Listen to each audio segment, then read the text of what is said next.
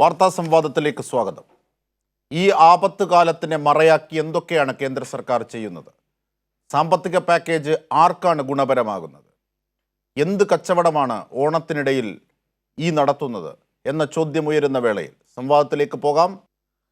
സംസ്ഥാന ധനമന്ത്രി doctor Thomas Isaac, Congress AICC coordinator Anil boss, രാഷ്ട്രീയ നിരീക്ഷകൻ ശ്രീജിത്ത് പണിക്കർ, സീം കേരള പ്രസിഡന്റ് അൻവർ പള്ളിക്കൽ എന്നിവരാണ് നമ്മുടെ ചർച്ചയെ സമ്പന്നമാക്കുക. വാർത്താ സംവാദത്തിലേക്ക് ആദ്യം ഡോക്ടർ തോമസ് ഐസക്, കോൺഗ്രസ് നേതാവ് അനിൽ ബോസും രാഷ്ട്രീയ നിരീക്ഷകൻ ശ്രീജിത്ത് പണിക്കരും സീം കേരള പ്രസിഡന്റ് അൻവർ പള്ളിക്കലും നമ്മോടൊപ്പം ചേരുകയാണ്. ആദ്യം ഡോക്ടർ തോമസ് ഐസക്കിലേക്ക്. ശ്രീ തോമസ് ഐസക്, കേൾക്കാമല്ലോ അല്ലേ?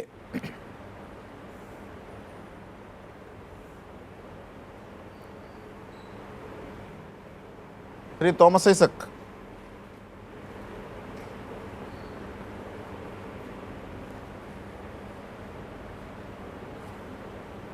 ശ്രീ തോമസ് ഐസക്,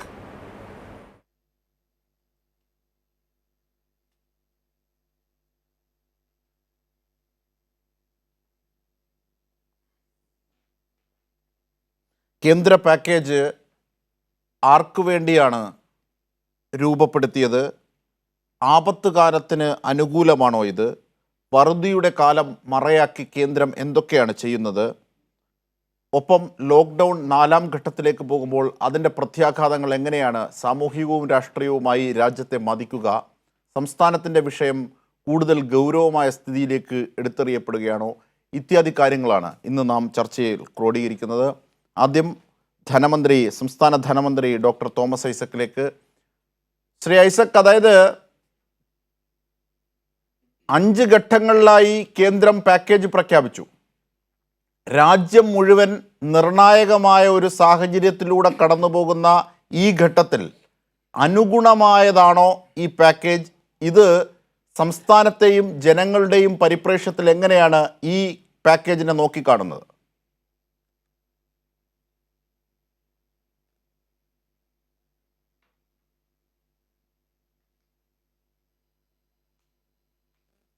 തിരിച്ചെത്താം. ഞാൻ കോൺഗ്രസ് നേതാവ് ശ്രീ അനിൽ ബോസിലേക്ക് പോകുന്നു. ശ്രീ അനിൽ ബോസ്, അതായത് എങ്ങനെയാണ് ഈ കേന്ദ്ര പാക്കേജിനെ 5 ഘട്ടങ്ങളിലായി പ്രഖ്യാപിച്ച ഈ കേന്ദ്ര പാക്കേജിനെ കോൺഗ്രസ് നോക്കിക്കാണുന്നത്? AICC കോർഡിനേറ്റർ കൂടിയായ ശ്രീ അനിൽ ബോസ്.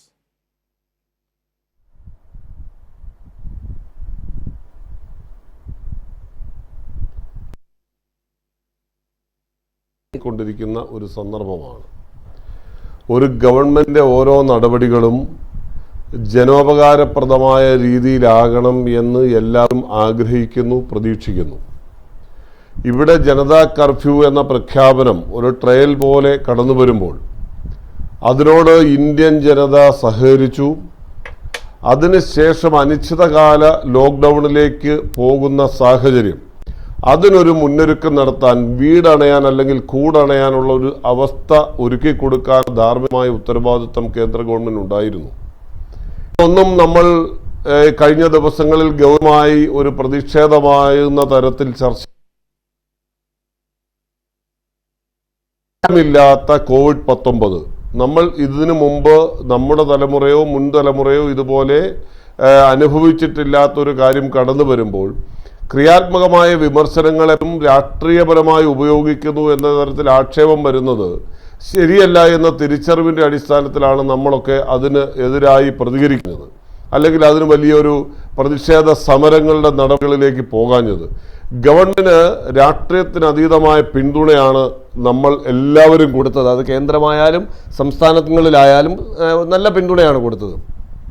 അടിയന്തരമായി കേന്ദ്ര ഗവൺമെന്റ് അതോടൊപ്പം തന്നെ നടു റോഡിലൂടെ പൊരിവെയിലത്ത് നടന്ന് ദിനംപ്രതി ആളുകൾ മരിച്ചു വീഴുന്നത് നമ്മൾ കാണുകയാണ്. അപ്പോൾ ഇത്രയധികം പ്രതിസന്ധി ഈ ഇന്ത്യൻ പൊതുസമൂഹം അനുഭവിക്കുമ്പോൾ കേവലം പ്രഖ്യാപനങ്ങൾ മതിയോ? ആ പ്രഖ്യാപനങ്ങളുടെ റിസൾട്ട് എന്താണ്? പാവപ്പെട്ട ആളുകൾക്ക് നമ്മൾ കൊടുക്കുന്ന സഹായം എന്താണ്? അവരെ നിലനിർത്താൻ വേണ്ടി, സംരക്ഷിക്കാൻ വേണ്ടി അവരുടെ അടിസ്ഥാന സൗകര്യങ്ങൾക്ക് വേണ്ടി നമുക്ക് എന്താണ് ചെയ്യാൻ കഴിയുക? ഈ കാര്യങ്ങളിൽ ഇത്രയും വലിയൊരു കോടി തുകയുടെ പ്രഖ്യാപനം വരുമ്പോൾ ഞാൻ ഈ സമൂഹവും നമ്മൾ എല്ലാവരും പ്രതീക്ഷിക്കുന്നത് സാധാരണക്കാരന് ഇതുകൊണ്ട് ശരിയാണ്. കാതലായ സംശയം ചോദ്യം സംസ്ഥാന ധനമന്ത്രി ഡോക്ടർ തോമസ് ഐസക്കിലേക്ക് തന്നെ. ഡോക്ടർ തോമസ് ഐസക്, ആദ്യം ബാങ്കുകളുടെ തലയിലേക്ക് വായ്പയുടെ ബാധ്യത വെച്ചു കൊടുക്കുന്നു. കൈ നനയാതെ മീൻ പിടിക്കുന്നു എന്ന വാക്കാണ് ആദ്യം താങ്കൾ അതേ സംബന്ധിച്ച് പ്രതികരിച്ചത്. പിന്നീട് താങ്കളുടേത് ക്രാന്തദർശിത്വം എന്ന് ബോധ്യമാകുന്നതായിരുന്നു 5 ഘട്ടങ്ങളിലും, ഇന്ന് കഴിഞ്ഞ 5 ഘട്ടങ്ങളിലും നാം കണ്ടത്. ഇവിടെ എന്തൊക്കെ കാര്യങ്ങളാണ് ഈ കേന്ദ്ര പാക്കേജുമായി ബന്ധപ്പെട്ട് മുമ്പോട്ട് വെക്കേണ്ട കാര്യങ്ങൾ? വായ്പാ പരിധി സംസ്ഥാനങ്ങൾക്ക് ഉയർത്തി എന്നുള്ളത് വരട്ടെ, നമുക്ക് ആദ്യഘട്ടം മുതലുള്ള ചർച്ചയുടെ ഒറ്റ നോട്ടത്തിലേക്ക്.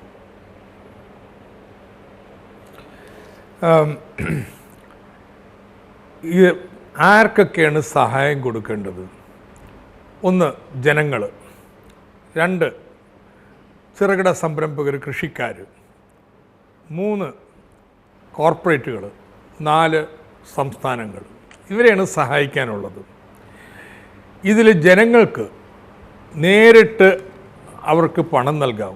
ഒരു പണിയില്ലല്ലോ എന്ന്, എല്ലാം വരുമാനവും നശിച്ചിരിക്കുകയല്ലേ. അത് വളരെ പിശുക്കി, ഏതാണ്ട് ഒന്നുമില്ല ഇപ്പോൾ കൊടുത്തതിൽ. ഞങ്ങൾ പണ്ട് കൊടുത്തു എന്ന് പറയണേ. ആകെ നമ്മുടെ ദേശീയ വരുമാനത്തിൻ്റെ 0.5% പോലും ഇൻകം ട്രാൻസ്ഫർ ഇല്ല. 2, ചെറുകിട ഉൽപ്പാദകർ, കൃഷിക്കാർ. ഇവരുടെ പ്രശ്നം എന്താണെന്നറിയാമോ? ഇവരുടെ ഭീമമായ വായ്പ ഭാരത്തിന് കീഴിലാണ് അവർ. അപ്പോൾ ഈ വായ്പ എന്തു ചെയ്യണം? അതിന് ആശ്വാസം എന്ത്? 2, എല്ലാം പൂട്ടിക്കിടക്കുകയല്ലേ. ഇനി രണ്ടാമതൊക്കെ തുറക്കണമെങ്കിൽ കൂടുതൽ വായ്പ വേണം. ഈ രണ്ടാമത് പറഞ്ഞ കാര്യം കുറച്ച് ചെയ്തിട്ടുണ്ട്. വായ്പ ബാങ്കുകളോട് കൊടുക്കാൻ പറഞ്ഞിട്ടുണ്ട്. പക്ഷെ ആദ്യം പറഞ്ഞതോ 3 മാസത്തെ മൊറട്ടോറിയമാണ്. അത് കഴിഞ്ഞാൽ ഈ കാലത്തെ പലിശ കൂടി കൊടുക്കേണ്ടി വരും. അത് മുതലാക്കി ചേർത്ത് പലിശ വാങ്ങുകയാണ് ചെയ്യുക. അപ്പോൾ ഈ ചെറുകിട സംരംഭകർ, കൃഷിക്കാർക്ക് വളരെ ചെറിയ, അവരുടെ ആവശ്യത്തിന് അപര്യാപ്തമായിട്ടുള്ള സഹായമാണ്. മൂന്നാമത്തത് സംസ്ഥാന സർക്കാരുകൾക്ക് ചോദിച്ച ഒരു കാര്യം ചെയ്തിട്ടുണ്ട്. 3% നിന്ന് 5% അതിന് ചില പരിധികളൊക്കെ ഉണ്ട്, അതിലേക്ക് ഞാൻ പിന്നീട് വരാം. എന്നാൽ അവരുടെ GST കോമ്പൻസേഷൻ എന്ന് തരും എന്ന് പറയാൻ തയ്യാറായിട്ടില്ല. അഡീഷണലായിട്ട് ഹെൽത്തിന് എത്ര പണം നൽകും എന്ന് പറഞ്ഞിട്ടില്ല. എങ്കിലും ഒരു നല്ല കാര്യം ചെയ്തിട്ടുണ്ട്, അത് വായ്പാ പരിധി ഉയർത്തിയിട്ടുണ്ട്. ഇതാണ് ഇവർക്കൊക്കെ നൽകിയിട്ടുള്ളത്. അതേസമയത്ത് കോർപ്പറേറ്റുകൾക്കോ, അവർക്ക് 1.5 ലക്ഷം കോടി രൂപ അവരുടെ ഈ പാൻഡമിക് വരുന്നതിന് മുമ്പ് തന്നെ അവരുടെ ആദായം നികുതി കുറച്ചതാണ്.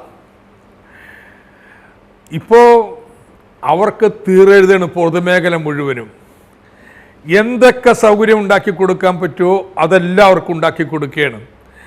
അപ്പോൾ ഈ പാക്കേജിൻ്റെ മൊത്തം എന്തെന്ന് നോക്കിക്കഴിഞ്ഞാൽ ജനങ്ങളെയെല്ലാം വളരെ കർശനമായിട്ട് ഞെരുക്കുക, എന്നിട്ട് ഈ നിയോ ലിബറൽ അജണ്ട, കോർപ്പറേറ്റ് പ്രീണനം, തുറന്നു കൊടുക്കൽ, പൊതുമേഖല അവർക്ക് എഴുതി കൊടുക്കൽ, അത് നടക്കാൻ പോവുകയാണ്.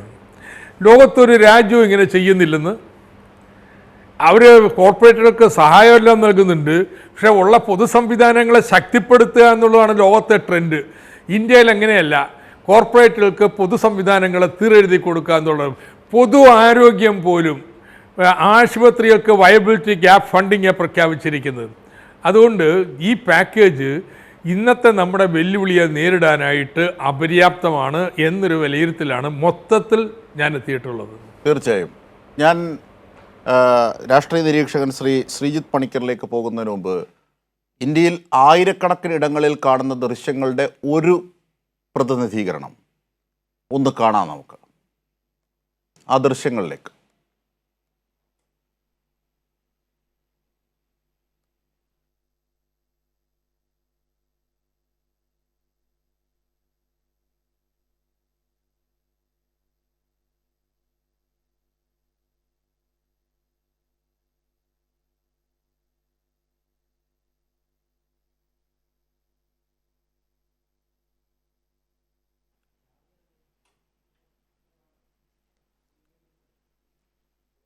ഇത് ചർച്ചയിലുള്ളവരെല്ലാം കാണേണ്ട ദൃശ്യമാണ്.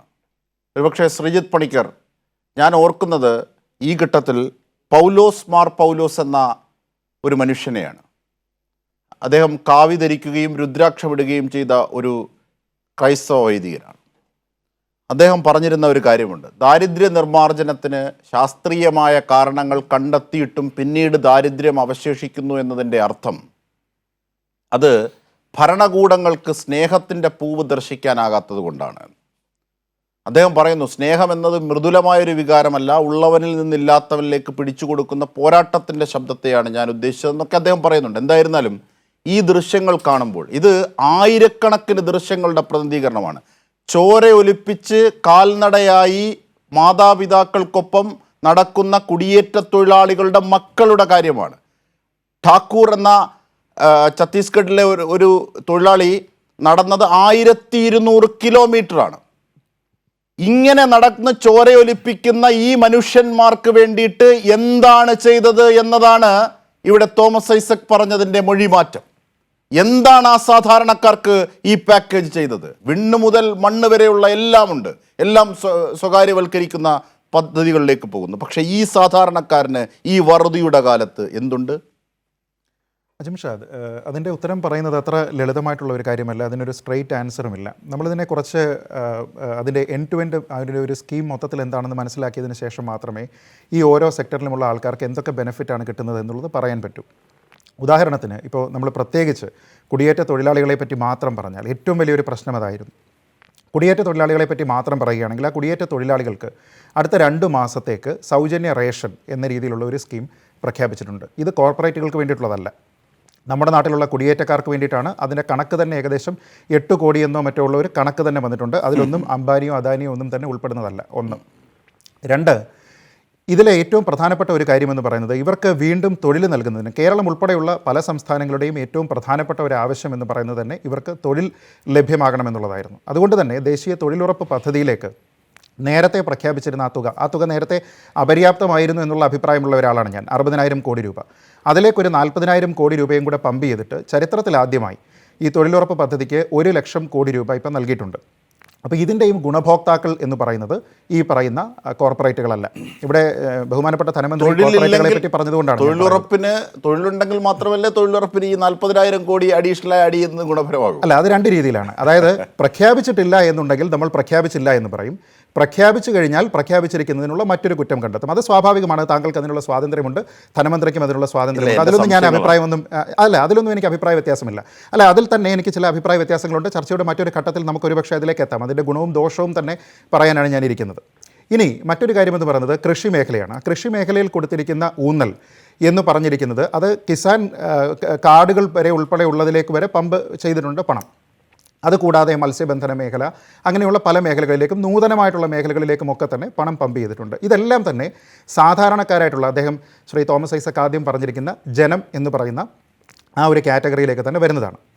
തീർച്ചയായും കോർപ്പറേറ്റുകൾക്കുണ്ട്, മറ്റുള്ള പല ആൾക്കാർക്കും ഇതിൻ്റെ ആനുകൂല്യങ്ങളുണ്ട്. അതുപോലെ തന്നെ ഒരുപാട് ബെനിഫിറ്റുകൾ മറ്റു രീതിയിലുള്ള EPF ബെനിഫിറ്റുകളാണെന്നുണ്ടെങ്കിലും അത്തരത്തിലുള്ള കുറേ കാര്യങ്ങളൊക്കെ, ഉദാഹരണത്തിന് 100 വരെ തൊഴിലാളികൾ അല്ലെങ്കിൽ 100 വരെ ജീവനക്കാർ ജോലി ചെയ്യുന്ന ഒരു സ്ഥാപനത്തിൽ 90% അധികം ആൾക്കാർക്ക് 15,000 രൂപയിൽ താഴെയാണ് അവരുടെ ശമ്പളം എങ്കിൽ അതിനുള്ള EPF കോൺട്രിബ്യൂഷൻ പൂർണ്ണമായും കേന്ദ്ര സർക്കാർ തന്നെ കൊടുക്കുന്നു എന്നൊക്കെ പറയുന്നത് നല്ല രീതിയിലുള്ള സ്കീമുകളാണ്. ഇത് ഒരു വശത്തിരിക്കുന്നു. മറ്റൊന്ന്, നമ്മളിവിടെ കണ്ടിരുന്ന ഒരു പ്രധാനപ്പെട്ട കാര്യം എന്ന് പറയുന്നത് EPF-ന്റെ 2% ആർക്ക് എപ്പോൾ നൽകും എന്നുള്ളത്, അതായത് ഇപ്പോൾ അടയ്ക്കേണ്ടാത്ത ഈ 2% ആര് എപ്പോൾ തൊഴിലാളികൾക്ക് നൽകും എന്നുള്ള കാര്യത്തിലൊന്നും ഒരു ആ EPF-നെ പറ്റിയല്ല ഞാൻ പറഞ്ഞത്. ഞാൻ പറഞ്ഞത് കേന്ദ്ര സർക്കാർ തന്നെ പൂർണ്ണമായും 24% വഹിക്കുന്നതിന്റെ കാര്യമാണ് പറഞ്ഞത്. അല്ലാതെ താങ്കൾ പറഞ്ഞിരിക്കുന്നത് ആ 12%-നെ 10%-ആയി കുറച്ചിരിക്കുന്നതിനാണ്. അതിനെപ്പറ്റിയല്ല ഞാൻ പറഞ്ഞത്. അത് താങ്കൾ മുക്കിയതല്ല, തീർച്ചയായും മുക്കിയതല്ല. ഞാൻ പറഞ്ഞത് അതിൻ്റെ 24% കോൺട്രിബ്യൂഷനും കേന്ദ്ര ഗവൺമെൻറ് തന്നെയാണ് വഹിക്കുന്നത് എന്നുള്ളതിനെ പറ്റിയാണ് ഞാൻ പറഞ്ഞത്. ദോഷങ്ങളെ പറ്റി പറയുന്ന സമയത്ത് ഞാൻ അതിലേക്ക് വരാം. TDS-നെ പറ്റിയും എനിക്ക് എതിരഭിപ്രായമുണ്ട്. ഒരുപക്ഷെ ദോഷങ്ങളെ പറ്റി പറയുന്ന ഒരു സെഗ്മെന്റിൽ ഞാൻ അതിനെപ്പറ്റി പറയും. ഇപ്പോൾ ഇവിടെ ഗുണഫലത്തിനെ പറ്റി മാത്രമാണ് ഞാൻ സംസാരിക്കുന്നത്. ഇവിടെ ഒരു ചെറിയ കാര്യം പണിക്കർ, അതായത് നമ്മൾ സെയിൽസ് നടത്തി നമ്മളുടെ സംസ്ഥാനങ്ങളുടെ കയ്യിലെത്തേണ്ടിയിരുന്ന പണമാണ് GST ആയി ഇപ്പോൾ പോകുന്നത്. ആ GST നമുക്ക് അവകാശപ്പെട്ടിരുന്ന, നമ്മൾ വാങ്ങിക്കൊണ്ടിരുന്ന, ഇതാണ് ഫെഡറൽ നൈതികത പറയുന്ന ഈ സർക്കാർ പിടിച്ചു വെച്ചിട്ട് അവരുടെ പിറകെ തോമസ് ഐസക്കിനടക്കമുള്ള ധനമന്ത്രിമാർക്ക് ഭിക്ഷാപാത്രവുമായി പോകേണ്ടി വരികയാണ്. ഒന്ന് തരുമെന്ന്. എവിടെയാണ് ഈ ഫെഡറലിസത്തിന്റെ നൈതികത പാലിക്കപ്പെടുന്നത്? അല്ല, അത് കൊടുക്കപ്പെടണം എന്നുള്ള ഇതൊക്കെ അഭിപ്രായം തന്നെ. താങ്കൾ പറഞ്ഞ ഈ അരിയും ഭക്ഷണവും എല്ലാം നൽകിക്കൊണ്ടിരിക്കുന്ന ഒരു സംസ്ഥാനമാണ് കേരളം. ഈ സംസ്ഥാനം അടക്കം എല്ലാ സംസ്ഥാനങ്ങളും, അത് BJP ഭരിക്കുന്നതായിക്കോട്ടെ, കോൺഗ്രസ് ഭരിക്കുന്നതായിക്കോട്ടെ, ഈ സംസ്ഥാനങ്ങൾക്കൊക്കെ അവരുടെ ജനങ്ങളെ നേരിട്ട് കൈകാര്യം ചെയ്യണ്ടേ? അതിന് ഈ സംസ്ഥാനം എന്ന അർത്ഥത്തിൽ ഇവർക്ക് ഒരു ഫണ്ട് മാറ്റിവെച്ചിട്ടുണ്ടോ?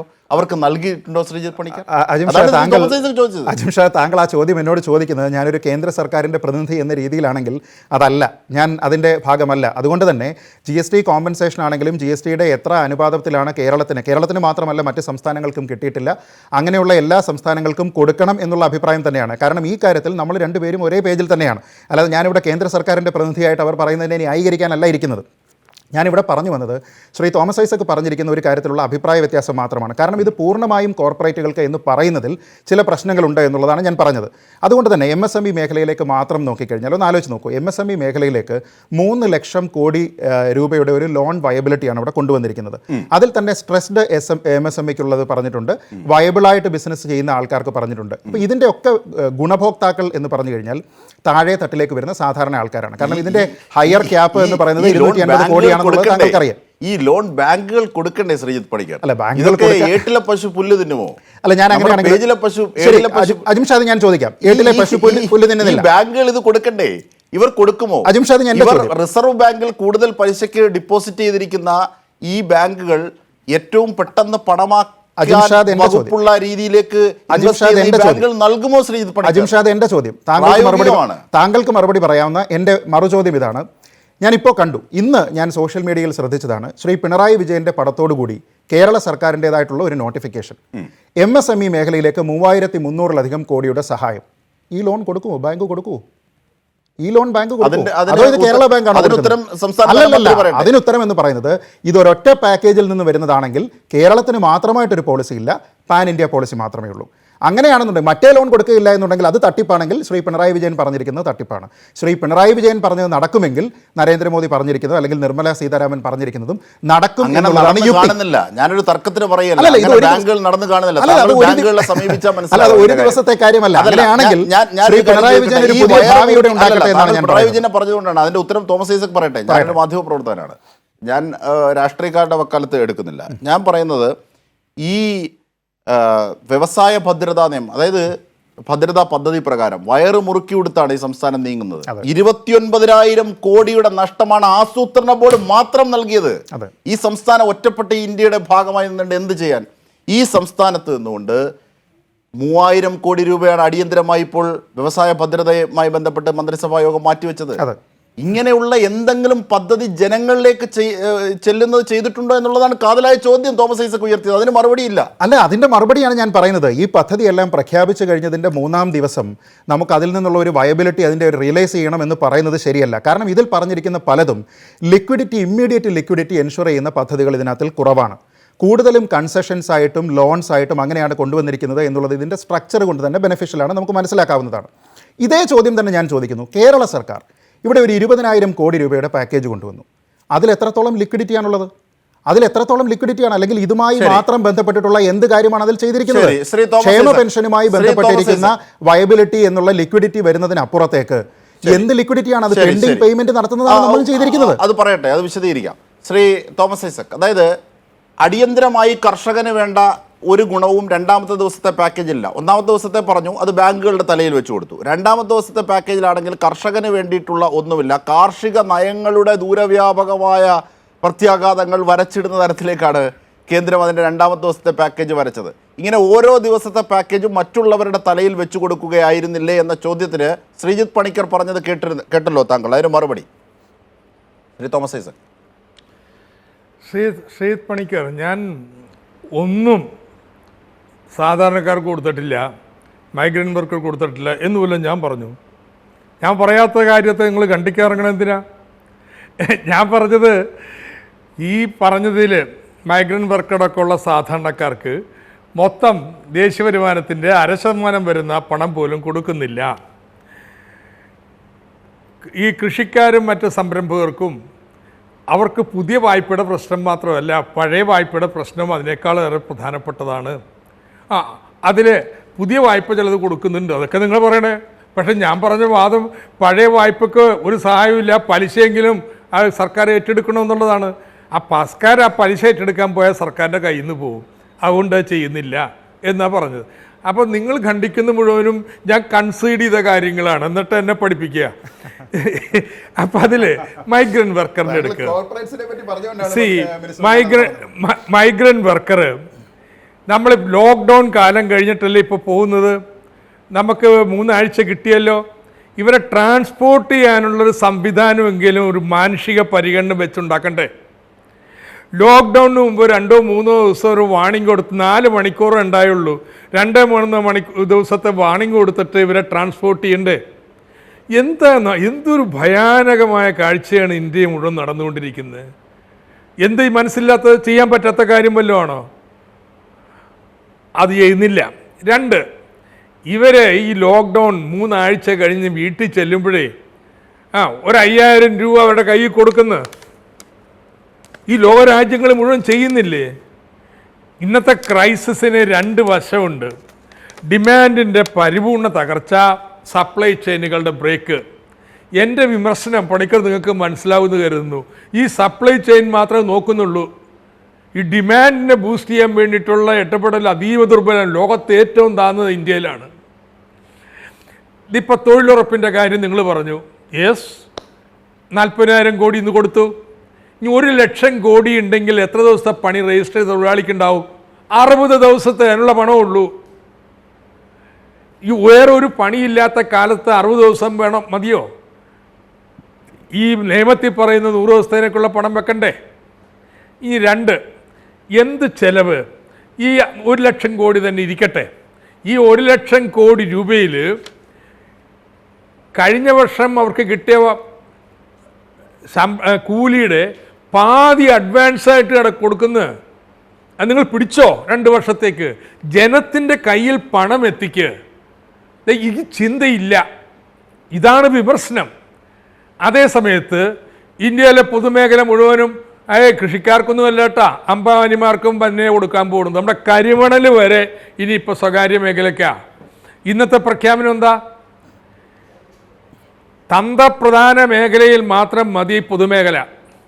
അവിടെ തന്നെ അതേതാ നിശ്ചയിക്കാൻ പോവുകയാണ്. ഒരു പൊതുമേഖലാ സ്ഥാപനം, ഏറിയാൽ 4.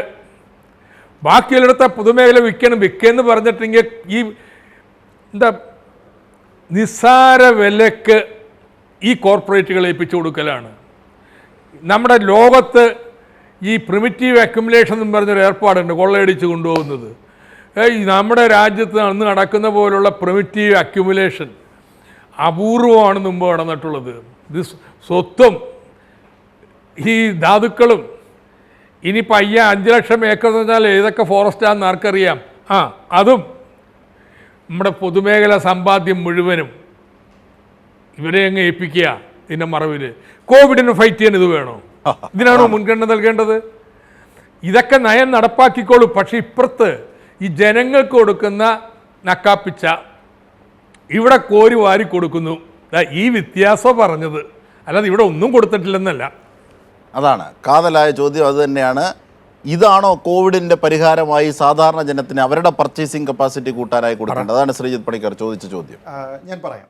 അദ്ദേഹം പറഞ്ഞിരിക്കുന്ന ഓരോ പോയിന്റും ഞാനിവിടെ കുറിച്ച് വെച്ചിരിക്കുകയായിരുന്നു. ഞാനതിന് മറുപടി പറയാം.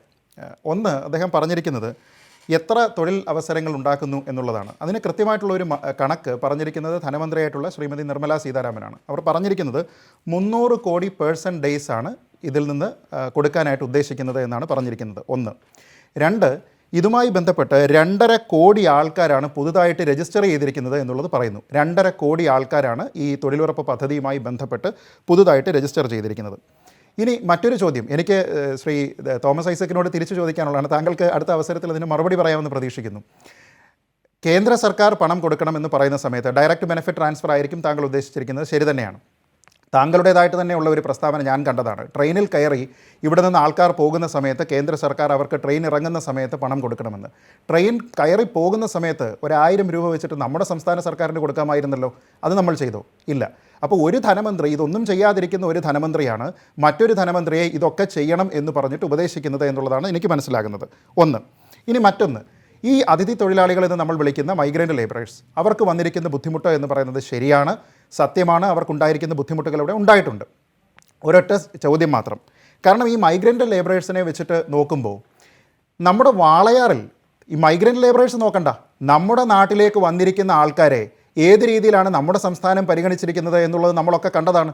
വളരെ വ്യക്തമായിട്ട് എല്ലാ ടെലിവിഷൻ ചാനലുകളിലും തത്സമയം കണ്ടതാണ്. കൊച്ചു കുട്ടികളെയും കൊണ്ടുവന്നിരിക്കുന്നു. ഇതിപ്പോൾ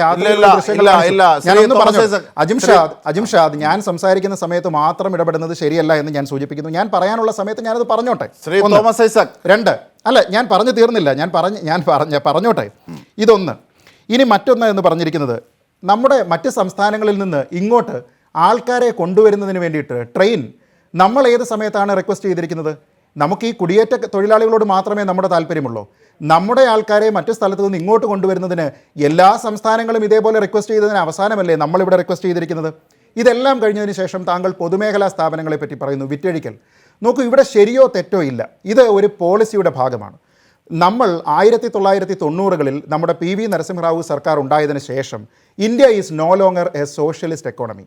നമ്മളെ സംബന്ധിച്ചിടത്തോളം നമ്മൾ ഇവിടെ അന്ന് മുതൽ വിറ്റഴിക്കൽ എന്ന് പറഞ്ഞത് ചെയ്തുകൊണ്ടിരിക്കുകയാണ്. ഇതിന് തെറ്റോ ശരിയോ ഇല്ല. സോഷ്യലിസ്റ്റ് ശ്രീ പണിക്കർ, അതായത് ഈ കാലത്ത് അത് പറയാൻ പറ്റില്ല. ശരിയാണ്, ഇതൊന്നും ഈ ബിസിനസ് ഒന്നും നടത്തേണ്ട കടമയല്ല സർക്കാരിനുള്ളത്. അത് നരസിംഹറാവു, മൻമോഹൻ സിംഗും ഒക്കെ തുടങ്ങി വെച്ചതാണ്, അല്ലെങ്കിൽ തുടർന്നതാണ്, അത് തുടരുന്നു എന്നതേ ഉള്ളൂ എന്നൊക്കെ പറയുന്നത് പരാജയമാണ് എന്ന് ആരോഗ്യ മേഖല കൊണ്ട് ഇപ്പോൾ ബോധ്യമായി. പൊതുമേഖലയിലെ ആരോഗ്യ മേഖലയുടെ ശക്തിപ്പെടൽ കൊണ്ടുള്ള രാജ്യങ്ങളും സംസ്ഥാനങ്ങളും മാത്രമേ ഈ കോവിഡ് കാലത്ത് അതിജീവനത്തിന്റെ കരുത്ത് കാട്ടിയിട്ടുള്ളൂ എന്നതാണ് അതിന്റെ ഏറ്റവും വലിയ ഉദാഹരണം. അപ്പോഴാണ് തോമസ് ഐസക് ചോദിച്ച ചോദ്യം പ്രസക്തമാകുന്നത്. ചെരുപ്പില്ലാതെ കാൽനടയായി പോകുന്ന മനുഷ്യത്വഹീനമായ ആ കാഴ്ചകൾ, ആ മനുഷ്യത്വത്തെ വേദനിപ്പിക്കുന്ന ആ കാഴ്ചകൾ, അവർക്ക് വേണ്ടി എന്ത് ചെയ്തു എന്ന ചോദ്യം ചോദിക്കുന്നു. അപ്പോഴാണ് നിങ്ങൾ പറയുന്നത് ഖനി വ്യവസായം, വിമാനത്താവളം, പ്രതിരോധം, അവിടെയൊക്കെ വിദേശ നിക്ഷേപം. അതിന്റെ ഉത്തരം ഞാൻ പറയാം. ഞാൻ അതിലേക്ക് വന്നില്ല, അപ്പോഴേക്കാണ് താങ്കൾ ഇടപെട്ടത്. പൊതുമേഖലയെ സംബന്ധിച്ച് പൊതുമേഖലയിലെ ആരോഗ്യ രംഗം എന്ന് പറയുന്നത് കേരളത്തിൽ നമ്മുടെ സർക്കാർ രംഗം എന്ന് പറയുന്നത് വളരെ നല്ലതാണ് എന്നുള്ളത് നമുക്ക് എല്ലാവർക്കും അറിയാവുന്നതാണ്. അതുമാത്രമാണോ കാരണം? ജാർഖണ്ഡിൽ, ബീഹാറിൽ, ഛത്തീസ്ഗഡ് തുടങ്ങിയ സംസ്ഥാനങ്ങളിലെല്ലാം പൊതുമേഖലയിലുള്ള ആരോഗ്യരംഗം ഇതേ രീതിയിൽ മികച്ചു പ്രവർത്തിക്കുന്നു എന്നാണോ നമ്മൾ ഈ റിസൾട്ടിൽ നിന്ന് മനസ്സിലാക്കേണ്ടത്? രോഗവ്യാപനത്തെ തടയുന്ന കാര്യത്തിലും പുതുതായിട്ടുള്ള കേസുകൾ ഉണ്ടാകാതിരിക്കുന്നതിലും കർവ് ഫ്ലാറ്റൻ ചെയ്യുന്നതിലും മരണനിരക്ക് കുറയ്ക്കുന്നതിലും ഈ സംസ്ഥാനങ്ങളിൽ, ബീഹാർ പോലെയുള്ള ഒരു സംസ്ഥാനത്ത് താങ്കൾ പറയുന്നത് ഛത്തീസ്ഗഡ്, ജാർഖണ്ഡ് പോലെയുള്ള, ജാർഖണ്ഡ് വളരെ പ്രസക്തമാണ്. കാരണം ഇന്ത്യയിലുള്ള ആളോഹരി വരുമാനത്തിനേക്കാളും പട്ടിണിയേക്കാളും ഇവിടെ പരിശോധനകൾ നടന്നിട്ടാണ് മരണനിരക്ക്. നമ്മുടെ നാട്ടിൽ ഇന്ത്യയിലുള്ളതിൽ ഏതാണ്ട് 12ാം സ്ഥാനത്ത് മാത്രമാണ് ഇവിടെ നടക്കുന്നത്. മഹാരാഷ്ട്രയിലും നമ്മുടെ ആന്ധ്രാപ്രദേശിലും തമിഴ്നാട്ടിലും ഒക്കെ 2 ലക്ഷത്തിന് മുകളിൽ എന്നേ ക്രോസ് ചെയ്തിരിക്കുമ്പോഴാണ് കേരളം 40,000-ൽ വെച്ച് കളിച്ചുകൊണ്ടിരിക്കുന്നത്. അപ്പോൾ ഇവിടെ നടക്കുന്നു എന്ന് താങ്കൾ പറഞ്ഞിട്ട് കാര്യമില്ല. ഒരു കണക്കനുസരിച്ചിട്ട് ദക്ഷിണേന്ത്യൻ സംസ്ഥാനങ്ങളിൽ തെലങ്കാന മാത്രമാണ് കേരളത്തിന് പിന്നിലായിട്ടുള്ളത് ടെസ്റ്റുകളുടെ കാര്യത്തിൽ. മറ്റുള്ള ഏതൊരു സംസ്ഥാനത്തിനെ എടുത്തു കഴിഞ്ഞാലും അവർ ടെസ്റ്റ്, ഞാൻ കണക്കാണ് പറയുന്നത്.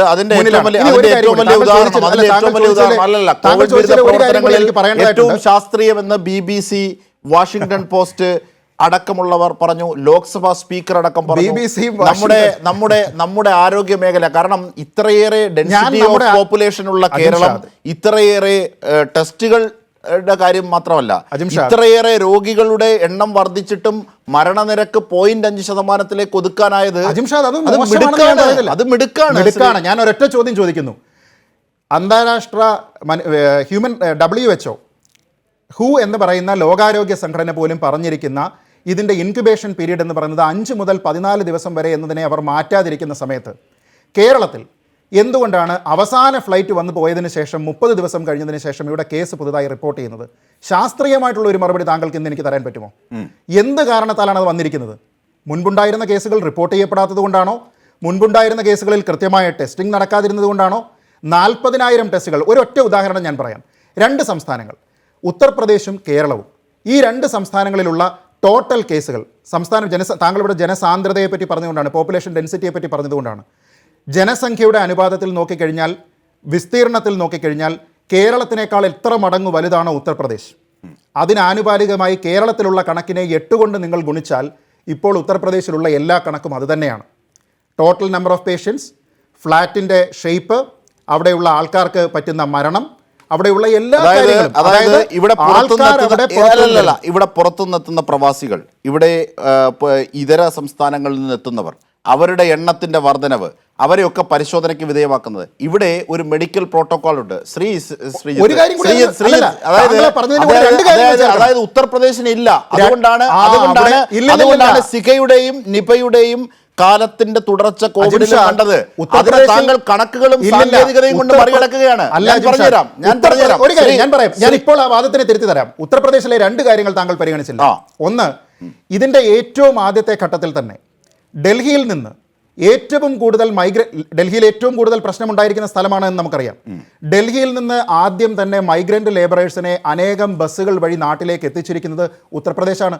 അപ്പോൾ സാമൂഹ്യ വ്യാപനത്തിനും പ്രൈമറി സോഴ്സിൽ ഇൻഫെക്റ്റഡ് ആയിരിക്കാനുള്ള, ഡിസീസ് കോൺട്രാക്ട് ചെയ്തിരിക്കാനുള്ള സാധ്യതകളും ഏറ്റവും കൂടുതലുള്ള ആൾക്കാർ എത്തിച്ചേർന്നിരിക്കുന്ന സംസ്ഥാനം ഉത്തർപ്രദേശാണ്. പിന്നെ ഉത്തർപ്രദേശിന്റെ പൊതു ആരോഗ്യ രംഗം എന്ന് പറയുന്നത് കേരളത്തിന്റെ അത്രയും മികച്ചതാണ് എന്നുള്ള അഭിപ്രായം എനിക്കില്ല അജിംഷാദ്. ആ രണ്ട് ഫാക്ടറിനെയും കൂടെ ചേർത്തതിന് ശേഷം ഞാൻ ഈ പറയുന്നതിന്റെ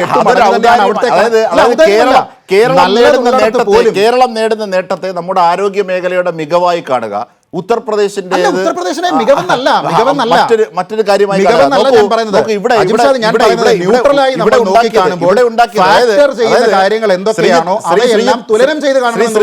ഏറ്റവും പ്രധാനപ്പെട്ടതായി, എനിക്ക് മറ്റതിഥികളിലേക്ക് പോകണം, എന്നാലും ഒന്ന് പറയാം. അതായത് ഏറ്റവും പ്രധാനപ്പെട്ടതായി കാണേണ്ടത് നമ്മുടെ തദ്ദേശ സ്വയംഭരണ സ്ഥാപനങ്ങളുടെ ത്രിതല സമിതികൾ, ആരോഗ്യ പ്രവർത്തകർ, പോലീസ്, ഈ സംവിധാനങ്ങളൊക്കെ നമ്മളൊരു രോഗിയെ ട്രേസ് ചെയ്യുന്ന രീതി, ഇൻവെസ്റ്റിഗേഷൻ സമാനമായ രീതിയിലാണ് നമ്മളൊരു രോഗിയെ ട്രേസ് ചെയ്യുന്നത്. നമുക്ക് ലഭ്യമാകുന്ന പരിമിതമായ കിറ്റുകളെല്ലാം പരിശോധനയ്ക്ക് ഉപയോഗിച്ച് തീർക്കുകയല്ല ചെയ്യുന്നത്. അവരെ കൃത്യവും സയൻറ്റിഫിക്കുമായി ക്വാറന്റൈൻ ചെയ്തിട്ട് അതിൽ ഉള്ളവരെ മാത്രം പരിശോധിപ്പിച്ച് ഉറപ്പാക്കിയതിനു ശേഷം അവരെ ചികിത്സയിലേക്ക് മാറ്റുക. ഈ ഒരു സംവിധാനത്തിലൂടെയാണ് 0.5% എന്ന മരണനിരക്ക് പുറത്തുനിന്ന് വന്നിരിക്കുന്ന ആൾക്കാരെ, ഞാൻ ഒരു കാര്യം ചോദിക്കാം, പുറത്തുനിന്ന് വന്നിരിക്കുന്ന ആൾക്കാരെ നമ്മൾ ടെസ്റ്റ് ചെയ്തിരിക്കുന്നത്, ഇവിടെ ക്വാറന്റൈനിൽ വിദേശത്ത് നിന്ന് വന്നിരിക്കുന്ന ആൾക്കാരെ നമ്മൾ 14 ദിവസത്തെ അല്ലെങ്കിൽ 28 ദിവസത്തെ ക്വാറന്റൈൻ കഴിഞ്ഞതിന് ശേഷം ഒരു ടെസ്റ്റ് നടത്തി നോക്കിയതിന് ശേഷമാണോ അവർക്ക് നമ്മൾ കോവിഡ് ഫ്രീ ആണ് എന്ന് പറയുന്നത്? അല്ല, അവരെ ക്വാറന്റൈൻ ചെയ്യും. കഴിയുന്ന കാര്യമാണ്, അതിന്റെ ലക്ഷണങ്ങൾ 28 ദിവസങ്ങൾ കഴിഞ്ഞതിന് ശേഷം, 28 ദിവസം കഴിഞ്ഞുള്ള കാര്യമാണ് ഞാൻ പറഞ്ഞത്. ക്വാറന്റൈൻ കഴിഞ്ഞിട്ട് അതിനുശേഷമാണ് നെഗറ്റീവ് ആണെന്ന് അറിഞ്ഞിട്ട് അവർക്ക് നെഗറ്റീവ് ആണെന്ന് ഏറ്റവും കൂടുതൽ നെഗറ്റീവ് ആണെന്ന് ഇവിടെ പുറത്തുനിന്ന് വന്നിരിക്കുന്ന ആൾക്കാരെ 28 ദിവസത്തെ ക്വാറന്റൈൻ കഴിഞ്ഞതിന് ശേഷം ടെസ്റ്റ് കഴിഞ്ഞിട്ടാണ് നെഗറ്റീവ് എന്ന് താങ്കൾ പറയുന്നുണ്ടെങ്കിൽ അത് തെറ്റാണ്. അങ്ങനെ നടക്കുന്നില്ല. ഉദാഹരണങ്ങൾ ഞാൻ തരാം. അങ്ങനെ ടെസ്റ്റ് നടക്കുന്നില്ല. ഇവിടെ സിംപ്റ്റമാറ്റിക് ആയിട്ടുള്ള ആൾക്കാരെ മാത്രമേ ടെസ്റ്റ് ചെയ്യുന്നുള്ളൂ. ആരോഗ്യ മേഖലയെ കൊഞ്ഞണം കുത്തുന്നു. അല്ലല്ല, ആരോഗ്യ മേഖലയെ തെറ്റ് ഞാൻ പറയുന്നില്ല. എന്തുകൊണ്ടാണ് അവസാന ഫ്ലൈറ്റ് വന്നിട്ട് പോയിട്ട് 30 ദിവസം കഴിഞ്ഞിട്ടും ഇവിടെ പോസിറ്റീവ് കേസ് വരുന്നത്? അത് ആ രോഗത്തിന്റെയും വൈറസിന്റെയും പ്രത്യേകതയാണെന്ന് ലോകത്ത് മുഴുവൻ ഈ കേസ് നോക്കിയതിനു ശേഷം എന്തുകൊണ്ടാണ് സംഘടന മാറ്റിയിട്ടില്ല? ശ്രീജിത്ത് പണിക്കർ, ഞാൻ അങ്ങോട്ട് ചോദിക്കാം. 81 96 വയസ്സുള്ള എത്രയോ പേരെയാണ് നമ്മുടെ ആരോഗ്യരംഗം സേവ് ചെയ്ത് പുറത്തുവിട്ടത്? അതെങ്ങനെ സാധിച്ചു? അത് അവരുടെ മിടുക്കാണ്. ഞാൻ പറഞ്ഞല്ലോ, ഞാൻ കേരള സർക്കാരിനെ അപമാനിക്കാനല്ല പറയുന്നത്. 0.5% എങ്ങനെയാണ് മരണനിരക്ക് പിടിച്ചു നിർത്താൻ? ഞാൻ പറഞ്ഞത് ടെസ്റ്റിംഗ് എഫിഷ്യൻസിയെ പറ്റിയും താങ്കൾ ട്രീറ്റ്മെന്റിനെ പറ്റിയും. അത് വൈറസിന്റെ പ്രത്യേകതയാണ്. അജിംഷാദ്, നമ്മൾ രണ്ടുപേരും കൂടെ സംസാരിച്ചിട്ട് കാര്യമില്ല, ആൾക്കാർക്ക് ഒന്നും മനസ്സിലാവില്ല. ഞാൻ പറയാം, നമ്മൾ തമ്മിൽ സംസാരിച്ചിരിക്കുന്നതിന്റെ ബേസിക് ഡിഫറൻസ്. ഞാൻ പറഞ്ഞിരിക്കുന്നത് ടെസ്റ്റിംഗ് എഫിഷ്യൻസിയെ പറ്റിയും താങ്കൾ ട്രീറ്റ്മെന്റിനെ പറ്റിയുമാണ് പറയുന്നത്. ട്രീറ്റ്മെന്റിന്റെ കാര്യത്തിൽ എനിക്ക് ഒരു അഭിപ്രായ വ്യത്യാസവും താങ്കളുമായിട്ടില്ല. നമ്മുടെ ആരോഗ്യ പ്രവർത്തകർ, നമ്മുടെ സർക്കാർ, നമ്മുടെ പോലീസ് തുടങ്ങിയ ആൾക്കാരെല്ലാം കൊടുക്കുന്ന സേവനങ്ങളെല്ലാം വളരെ മികച്ചതാണ് എന്ന കാര്യത്തിൽ എനിക്ക് യാതൊരു അഭിപ്രായ വ്യത്യാസവും ഇല്ല അജിംഷാദ്. ഞാൻ അതുകൊണ്ട് താങ്കൾ ഞാൻ ഇവിടെ കേരളത്തിലുള്ള പ്രവർത്തനങ്ങളെ കൊഞ്ഞനം കൊത്തുന്നു എന്ന് താങ്കൾ പറയുന്നതിനോട് ഞാൻ അങ്ങനെ ചെയ്യുന്നില്ല, എന്നോട് യോജിക്കുന്നില്ല. ടെസ്റ്റിംഗ് എഫിഷ്യൻസി എന്ന് പറയുന്ന കാര്യത്തിൽ മാത്രമാണ് പ്രശ്നം. അണ്ടർ റിപ്പോർട്ട് ചെയ്യുന്നുണ്ടോ, കേസുകൾ ഇല്ലയോ എന്നുള്ള സംശയം ദൂരീകരിക്കേണ്ടത് സംസ്ഥാന സർക്കാർ. ഞാൻ മറ്റ് അതിഥികളിലേക്ക് പോകുന്നു. Shri Anil boss, AICC coordinator. Shri Anil boss, അതായത് ഈ പാക്കേജിൻ്റെ നിർണായകമായ സമയത്ത് സ്വകാര്യവൽക്കരണത്തിലേക്കും കുത്തകവൽക്കരണത്തിലേക്കും കാര്യങ്ങളെ തിരിക്കുകയും, സ്വകാര്യവൽക്കരണമല്ല ഇവിടെ കോർപ്പറേറ്റ് വൽക്കരണമാണ്, സാങ്കേതികമായ ആ വാക്കുകൾ വെച്ചിട്ട് കളിക്കുകയുമാണ് നിർമ്മലാ സീതാരാമൻ ചെയ്തത്. ഇത് പറയുമ്പോൾ കോവിഡ് കാലത്ത്, ഈ പഞ്ഞകാലത്ത്, ഈ വറുതിയുടെ കാലത്ത്, ഈ ആപത്തിൻ്റെ കാലത്ത് ഇത്തരത്തിലൊരു പരിമിതി, അതായത് BMS നോക്കൂ, സംഘ് പരിവാറിന്റെ തൊഴിലാളി ട്രേഡ് യൂണിയൻ സംഘടനയായ ഭാരതീയ മസ്ദൂർ സംഘം എന്ന BMS പോലും ഈ സർക്കാരിനെതിരെ, കേന്ദ്ര സർക്കാരിനെതിരെ, കേന്ദ്ര പാക്കേജുകൾക്കെതിരെ പരസ്യമായി രംഗത്തെത്തിക്കഴിഞ്ഞു. ഈ ഒരു സാഹചര്യത്തിലാണ് ഈ കാര്യങ്ങൾ ചൂണ്ടിക്കാണിച്ചപ്പോൾ ശ്രീജിത്ത് പണിക്കർ പറഞ്ഞത് അത് നരസിംഹറാവുവും അത് മൻമോഹൻ സിംഗും അടക്കം തുടങ്ങി വെച്ച ഒന്നാണ് എന്നാണ് പറയുന്നത്. അതിൻ്റെ ബാധ്യത നിങ്ങളിലേക്കാണ് ചൂണ്ടിയിട്ടത്. അയ്യോ, ബാധ്യതയല്ല, അതൊരു പോളിസിയാണ്, നല്ല പോളിസിയാണെന്നാണ് ഞാൻ അതൊരു വലതുപക്ഷക്കാരൻ്റെ ചിന്തയാണ്. അല്ലല്ല, അങ്ങനെയാണെങ്കിൽ നരസിംഹറാവു ഒക്കെ വലതുപക്ഷമാണ്. ശ്രീ അനിൽ ബോസ്, അത് ഈ കാലത്തിന്റെ കോണ്ടെക്സ്റ്റിൽ പറയാം. കാര്യം അജിംഷാദെ, ഇതിൻ്റെ അകത്ത് അജിംഷാദെ ഒരു കാര്യം ശ്രദ്ധിക്കേണ്ടത് നമ്മൾ ശരിക്കും ഈ കോവിഡ് കാലം അദ്ദേഹം കൃത്യമായ അവസരങ്ങളാക്കി മാറ്റുന്നതാണ് നമുക്ക് കാണാൻ കഴിയുന്നത്. വലിയ പ്രഖ്യാപനങ്ങൾക്കപ്പുറം ഒരു നടപടിയും സ്വീകരിക്കാൻ കഴിയുന്നില്ല. നമുക്കറിയാമല്ലോ, centre for monitoring Indian economic ഓർഗനൈസേഷൻ്റെ കണക്ക് പ്രകാരം കഴിഞ്ഞ മാസം മാത്രം തൊഴിൽ നഷ്ടം ഈ രാജ്യത്തുണ്ടായിരിക്കുന്നത് 2.7 crore. 2.25 കോടി ആളുകളുടെ തൊഴിലവസരമാണ് നഷ്ടമായിരിക്കുന്നത്. 40 വയസ്സിൽ താഴെയുള്ളതാണ് ഓർഗനൈസേഷൻ കണക്ക് പുറത്തുവിട്ടിട്ടുണ്ട്. 52% ആളുകൾ, ഈ 2.25 കോടി തൊഴിൽ നഷ്ടത്തിൽ 52% ആളുകൾ 40 വയസ്സിൽ താഴെയുള്ള ചെറുപ്പക്കാരാണ്. കൃത്യമായി നമ്മൾ മനസ്സിലാക്കിയിരിക്കണം. അതുപോലെ തന്നെ നാഷണൽ സിവിൽ സർവേ 45 വർഷത്തിൽ ഏറ്റവും വലിയ തൊഴിൽ നഷ്ടം 6.1% എന്ന് നാഷണൽ സാമ്പിൾ സർവേ പറഞ്ഞിരിക്കുന്നു. ഇതൊരു വശത്ത്. ഇവിടെ 20 ലക്ഷം കോടിയുടെ പ്രഖ്യാപനം. ഞാൻ ചോദിക്കട്ടെ, 10 ലക്ഷം കോടി പാവപ്പെട്ട നാട്ടുകാർക്ക് മൻമോഹൻ സിംഗ് തുടങ്ങിയ കാര്യം പറഞ്ഞല്ലോ. മൻമോഹൻ സിംഗ് ആണല്ലോ ഇവിടെ സീറോ ബാലൻസ് അക്കൗണ്ട് എന്ന് പറയുന്ന ആശയം അത് നടപ്പിലാക്കിയത്. അതിന് പേര് മാറ്റി. നരേന്ദ്രമോദി ആ പദ്ധതിയെ റദ്ദ് ചെയ്തില്ല, പേര് മാറ്റി. ഞങ്ങൾ അംഗീകരിക്കുന്നു. പക്ഷേ ആ ഒരു ഡയറക്റ്റ് ഫണ്ട് ട്രാൻസ്ഫർ സിസ്റ്റം നിലവിലുള്ളപ്പോൾ, സീറോ ബാലൻസ് അക്കൗണ്ട് പാവപ്പെട്ട ആളുകൾക്ക് ഇവിടെ ഉള്ളപ്പോൾ അവരെ സഹായിക്കാൻ 100 രൂപ ഇന്ത്യ ഗവൺമെന്റിന് ഈ കാലയളവിൽ നമ്മുടെ നാട്ടിൽ നിന്ന് പോയി വിദ്യാഭ്യാസം ചെയ്യുന്ന കുട്ടികളടക്കമുള്ള ആളുകൾക്ക് $1200, ഏതാണ്ട് 90,000 രൂപ ഇന്ത്യൻ റുപ്പീസ് അവരുടെ ഓരോരുത്തരുടെയും അക്കൗണ്ടിലേക്ക് അതാ ഗവൺമെന്റ് കൊടുത്തിരിക്കുകയാണ് മുഴുവൻ പേർക്കും. ഇത് നമ്മൾ കാണണ്ടേ? നമ്മൾ കുറ്റം പറയുമ്പോൾ, മറ്റു രാജ്യങ്ങളെയും മറ്റു സംവിധാനങ്ങളെയും കുറ്റം പറയുമ്പോൾ നമ്മളിത് കാണണ്ടേ? ഇവിടെ ലോൺ സമ്പ്രദായമാണ് ഈ 20 ലക്ഷം കോടി എന്ന് പറയുന്ന നടപടി എന്ന് പറയുന്നത്. മുഴുവൻ ലോൺ സംവിധാനമാണ്. ഇന്ത്യയിലെ അസംഘടിത മേഖല, ലക്ഷോപലക്ഷം വരുന്ന തൊഴിലാളികൾ, ആ തൊഴിലാളികൾക്ക് മിനിമം ഒരു 5000 ന്യായ് പദ്ധതി എന്ന് പറയുന്ന നമ്മൾ മുന്നോട്ട് വയ്ക്കുന്ന വലിയൊരു ആശയമാണ്. ഡയറക്റ്റ് ട്രാൻസ്ഫർ 5000-6000 രൂപ അവരുടെ അക്കൗണ്ടിലേക്ക് കൊടുക്കണം എന്ന് പറഞ്ഞാൽ ഈ സീറോ ബാലൻസ് അക്കൗണ്ട് ഹോൾഡർക്ക് കൊടുക്കണ്ടേ? ഉടനെ ബാങ്കുകളിൽ നിന്ന് നിങ്ങൾ വാങ്ങിയതിന് ശേഷം അത് ലോണായി തിരികെ അടയ്ക്കൂ എന്ന് പറയുന്നതാണോ ഇപ്പോൾ ചെയ്യേണ്ടത്? കണ്ടുകൊണ്ടിരിക്കല്ലേ, കാല് പൊള്ളി ചോര ഒലിച്ച് വഴിയിൽ നടന്ന് പട്ടിണി നിന്ന് വെള്ളം പോലും കുടിക്കാൻ കഴിയാതെ 100 ആയിരക്കണക്കിന് ആളുകൾ പിടഞ്ഞു വീഴുന്ന നമ്മൾ വിഷ്വലിൽ കാണുന്നത് അത്യപൂർവമാണ്. അതിനേക്കാൾ എത്രയോ ഇരട്ടിയാണ് ദയനീയമായ ഒരു ചിത്രം ഈ രാജ്യത്ത് നിൽക്കുമ്പോൾ ഒരു 100 രൂപ ഇന്ത്യ ഗവൺമെന്റ് പ്രഖ്യാപനമൊക്കെ നടക്കട്ടെ, പ്രഖ്യാപനവും അതിന്റെ വിശദാംശങ്ങളും ഒക്കെ വരട്ടെ, നമുക്ക് ചർച്ച ചെയ്യാം. പക്ഷേ അതുപോലും ഒരു കരുണ എന്നുള്ള നിലയിൽ, ഒരു ആശ്വാസമുള്ള ഒരു ബോട്ടിൽ വെള്ളം വാങ്ങിച്ചു കുടിക്കാൻ ഉള്ള ഒരു കരുതൽ എന്നുള്ള നിലയിൽ സ്വീകരിക്കാൻ ഈ സീറോ ബാലൻസ് അക്കൗണ്ടിന് മാഹാത്മ്യം പറയുന്നവർക്ക് കഴിയുന്നുണ്ടോ? പ്രധാനമന്ത്രി അധികാരത്തിൽ വന്നതിന് ശേഷം മേക്കിംഗ് ഇന്ത്യ, എന്താണ് മേക്കിംഗ് ഇന്ത്യ? ഇവിടെ സ്റ്റാർട്ടപ്പുകൾ വരാൻ പോകുന്നു, മുഴുവൻ വ്യവസായങ്ങളെ പ്രോത്സാഹിപ്പിക്കാൻ പോകുന്നു. 74% ഉയർത്തി. രാജ്യസ്നേഹത്തിന്റെ ഉദാത്തമായ make in India. Anil boss, ഞാൻ തിരിച്ചെത്താം. വർദ്ധിപ്പിച്ചിരിക്കുന്നു ഈ കോവിഡ് കാലത്ത്. എന്തൊരു വിരോധാഭാസമാണ്. ഞാൻ തിരിച്ചെത്താം. എന്തൊരു വിരോധാഭാസമാണ് ഈ രാജ്യത്ത് നടക്കുന്നത്. അൻവർ പള്ളിക്കൽ, അതായത് ഇപ്പൊ രാഷ്ട്രീയ പാർട്ടികളുടെ സമരങ്ങൾ പാടില്ല, സാമൂഹികമായിട്ടുള്ള കൂട്ടായ്മകൾ പാടില്ല, പ്രതിഷേധ സമരങ്ങൾ പാടില്ല. ശ്രീ അനിൽ ബോസ് ഞാൻ ഈ തിരിച്ചെത്താം. സാഹചര്യങ്ങളെ കൃത്യമായ ഒരു ഗവൺമെന്റ് ഉപയോഗിക്കുന്നതാണ് നമുക്ക് കാണാൻ കഴിയുന്നത്. തീർച്ചയായും ശ്രീ അൻവർ പള്ളിക്കൽ, അതായത് ഈ ഈവന്റ് മാനേജ്മെന്റ് എന്നതാണ് ഒരുപക്ഷെ ഈ ചെറുകിട ഇടത്തരം കച്ചവടവും മീൻസ് വ്യവസായവുമായി ബന്ധപ്പെട്ട് ഒട്ടനവധി കാര്യങ്ങൾ ചെയ്തു എന്നതാണ് പറയുന്നത്. അതായത് അവർക്ക് ലോൺ എടുക്കാൻ സെക്യൂരിറ്റി ഇല്ലാതെ ലോൺ നൽകാനുള്ള പരിധികൾ വർദ്ധിപ്പിക്കുന്നു, നിരവധിയായി ബാങ്കുകളുടെ മുകളിൽ ആ ബാധ്യതകൾ ഏൽപ്പിച്ച് ഊരിപ്പോവുകയാണ് എന്നൊക്കെ ധനമന്ത്രി പറഞ്ഞ കാര്യങ്ങൾ അതൊക്കെയാണ്. യഥാർത്ഥത്തിൽ ഇനിയിപ്പോൾ ലോക്ക്ഡൗൺ 31 വരെ നീട്ടുകയാണ്. ലോക്ക്ഡൗൺ 31 വരെ നീട്ടുമ്പോൾ അതിൻ്റെ കൂടുതൽ ഗൗരവമായ സാഹചര്യത്തിലേക്ക് എത്തും. ആളുകൾ കൂടാൻ പാടില്ല, ആഘോഷങ്ങൾ നടത്താൻ പാടില്ല. ഇതിനെയൊക്കെ എങ്ങനെയാണ് നിങ്ങൾ അതിജീവിക്കുന്നത്? ഈ ഇപ്പോൾ പ്രഖ്യാപിച്ച കേന്ദ്ര പാക്കേജുകളിൽ അതിനനുഗുണമായ എന്തെങ്കിലും നിങ്ങൾ കാണുന്നുണ്ടോ ദി ഈവന്റ് മാനേജ്മെൻറ്റ് അസോസിയേഷൻ നേതാവ് എന്ന നിലയിൽ? രണ്ട് കാര്യങ്ങളാണ് ഇതിനകത്ത് പ്രധാനമായിട്ടും നമ്മൾ ചർച്ച ചെയ്യേണ്ടത്. ഒന്ന്, നിലവിലുള്ള സാഹചര്യം. ഇപ്പോൾ ആ സാഹചര്യത്തെക്കുറിച്ചാണ് നമ്മൾ ഏറ്റവും കൂടുതൽ ചർച്ച ചെയ്യേണ്ടത്.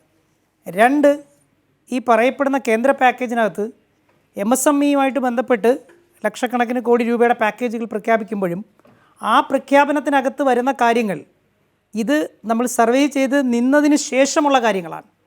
അപ്പോൾ ഇതിനകത്ത് രണ്ട് കാര്യങ്ങൾ പ്രസക്തമാണ്. ഒന്ന്, നിലവിലുള്ള സാഹചര്യത്തിൽ ഏകദേശം 5 മാസത്തോളം ഈ ഇതിൻ്റെ സാമ്പത്തിക വർഷത്തിൻ്റെ ആദ്യ പകുതിയോളം തന്നെ നമുക്ക് നഷ്ടപ്പെടുന്ന രീതിയിലുള്ള നഷ്ടങ്ങളാണ് ഉണ്ടാകുന്നത്. അതിനകത്ത് ഒരു ഈവൻറ്റ് നമ്മൾ പ്ലാൻ ചെയ്യണമെങ്കിൽ തന്നെ മിനിമം 2-3 മാസം മുന്നെയാണ് ഇത് പ്ലാൻ ചെയ്യുന്നത്. അപ്പോൾ നമുക്കിപ്പോൾ നിലവിൽ മാർച്ച് തൊട്ട് ലോക്ക്ഡൗൺ ആയ കാലം തൊട്ട് ഏകദേശം ഇനിയിപ്പോൾ ഈ മെയ് കഴിഞ്ഞു, ഏകദേശം ജൂണിലേക്ക് അടുക്കുമ്പോഴേക്കും ഏകദേശം 4-5 മാസത്തോളം നമുക്ക് നഷ്ടപ്പെടുകയാണ്. അപ്പോൾ ഈ നഷ്ടം എന്ന് പറയുന്നതാണ് നമ്മുടെ ആദ്യത്തെ ഘട്ടം. അപ്പോൾ ഈ ഘട്ടം അതിജീവനത്തിൻ്റെ ഘട്ടമാണ്. അപ്പോൾ ഇതിനകത്ത് നമുക്ക് നമ്മൾ ഓരോ സ്ഥാപനങ്ങൾക്കും ഉണ്ടാകുന്ന ബാധ്യതകൾ ഇപ്പോൾ നിലവിൽ നമ്മുടെ സാഹചര്യം മാറ്റി നിർത്തിക്കഴിഞ്ഞാൽ നമ്മൾ ബാക്കിയുള്ള നമുക്ക് എന്താ പറയുക, വാടക ഇനത്തിലാണെങ്കിലും ശമ്പള ഇനത്തിലാണെങ്കിലും കറണ്ട് ബില്ല് അടക്കമുള്ള കാര്യങ്ങളിലാണെങ്കിലും ഇതുപോലെ ഒട്ടനവധി ചെലവുകളുണ്ട്. രണ്ട്, തൊഴിലാളികളെ സംരക്ഷിക്കപ്പെടേണ്ട ബാധ്യതകളുണ്ട്. ഇവിടെ നമ്മൾ ചെയ്യുന്ന സംഭവം മറ്റു മേഖലകളെക്കാൾ കൂടുതൽ സർവേ ചെയ്യേണ്ട കാര്യങ്ങളേക്ക് വരുവാണ്. കാര്യം മറ്റു മേഖലകളെല്ലാം ഓപ്പൺ ആകുമ്പോഴും ഇവൻ്റ് മേഖല ഓപ്പൺ ആവുക എന്ന് പറയുന്നത് ദുർഘടമായ ഒരു അവസ്ഥയിലേക്കാണ് പോകുന്നത്. അപ്പോൾ രണ്ടാമത്തെ ഘട്ടം എന്ന് പറയുന്ന സംഭവത്തിനാണ് ഈ MSME പോലുള്ള ലോണുകളിൽ കേന്ദ്ര ഗവൺമെൻറ് എടുത്തിരിക്കുന്ന സാമ്പത്തിക പാക്കേജ് കൊണ്ട് നമുക്ക് എവിടെയെങ്കിലും ഗുണമുണ്ടാവുമെങ്കിൽ ഉണ്ടാകേണ്ടിയിരിക്കുന്നത്. അപ്പോൾ നിലവിലുള്ള ഞങ്ങളുടെ ജീവിത സാഹചര്യത്തെ അതിജീവിക്കാനുള്ള യാതൊരു പാക്കേജും കേന്ദ്ര ഗവൺമെൻറ് പ്രഖ്യാപിച്ചിട്ടില്ല. അത് പ്രധാനപ്പെട്ട ഒരു പോയിൻ്റാണ്. രണ്ട്, ഞങ്ങൾക്ക് ഇനിയുള്ള അവസരങ്ങളിലേക്ക് നമ്മൾ വരുമ്പോൾ ഇനി ഈ കോവിഡ് കാലത്തെ അതിജീവിച്ച് നമ്മൾ ഇവൻറ്റുകൾ നടത്തേണ്ടി വരുന്നൊരു സാഹചര്യം വരുമ്പോൾ മനുഷ്യൻ്റെ ലൈഫ് സ്റ്റൈൽ മൊത്തം മാറി വരുന്നൊരവസ്ഥയാണ്. അപ്പോൾ ഇവൻറ്റുകളുടെ മൊത്തം പിക്ചറും മാറിക്കൊണ്ടിരിക്കുന്ന ഒരു കാലമാണ്. ഇനി ഇത് മുഴുവൻ സാങ്കേതിക മേന്മയോട് കൂടിയിട്ടുള്ള സംവിധാനങ്ങൾ ഉപയോഗപ്പെടുത്തിക്കൊണ്ടാവണം ഇനിയുള്ള ഇവൻറ്റുകൾ നടക്കേണ്ടിയിരിക്കുന്നത്. അങ്ങനെ വന്നാൽ ഇതിനകത്ത് നമുക്ക് രണ്ടാമത്തെ കാര്യത്തിന് വേണ്ടിയിട്ടുള്ള ഇൻവെസ്റ്റ്മെൻറ്റ് സൈഡിലേക്ക് പോകുമ്പോഴാണ് ഈ പറയപ്പെടുന്ന പാക്കേജ് നമുക്ക് അതിനകത്ത് ഈ സ്ട്രെസ് സംഭവമായിട്ട് ബന്ധപ്പെട്ട് വരുന്ന കാര്യങ്ങൾക്കുള്ള സംഭവങ്ങൾ അല്ലെങ്കിൽ നമുക്ക് ഇൻവെസ്റ്റ്മെൻറ്റുമായിട്ട് ബന്ധപ്പെട്ട് വരുന്ന കാര്യങ്ങൾക്ക് ഇതിനകത്തൊക്കെ നമുക്ക് ഉപയോഗപ്പെടുത്താൻ പറ്റുന്നത്. അപ്പോൾ ഇതിനകത്ത് പറഞ്ഞു വരുന്നതിൽ പ്രധാനപ്പെട്ട പോയിൻ്റ്, നിലനിൽപ്പിന് ആവശ്യമായിട്ടുള്ള യാതൊരു സംഗതികളും കേന്ദ്ര ഗവൺമെൻറ് പ്രഖ്യാപനത്തിലുണ്ടായിട്ടില്ല.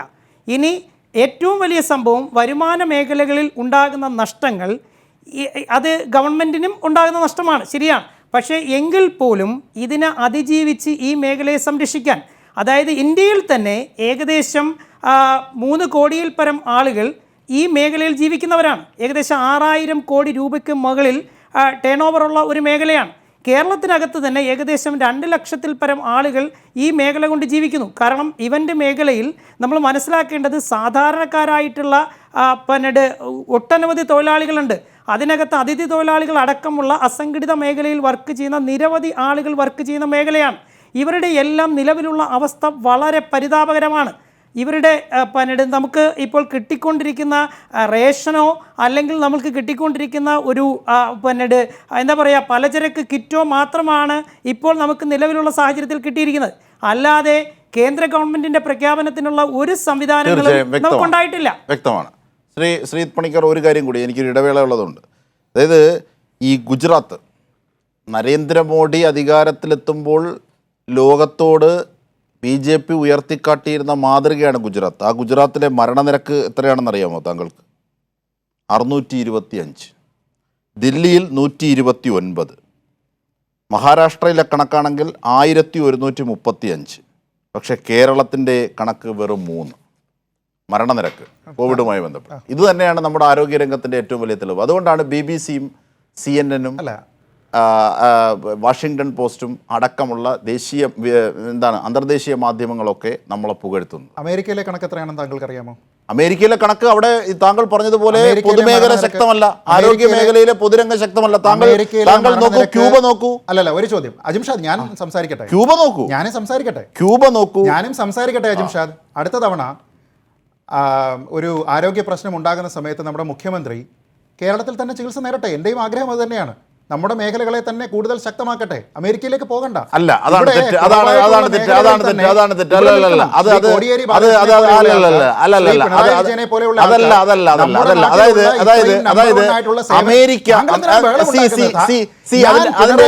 ഏറ്റവും വലിയ ശ്രീ അജിംഷാദ്, എന്റെ അഭിപ്രായം കൂടി ആൾക്കാർ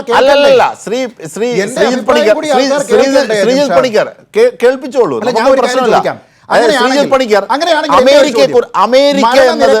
മരണനിരക്കാണ് ഇവിടുത്തെ ആരോഗ്യ രംഗത്തിന്റെ ഏറ്റവും മികച്ച ഉദാഹരണമെങ്കിൽ ഗോവയാണോ കേരളത്തിനേക്കാൾ മികച്ച ആരോഗ്യ രംഗമുള്ളത്?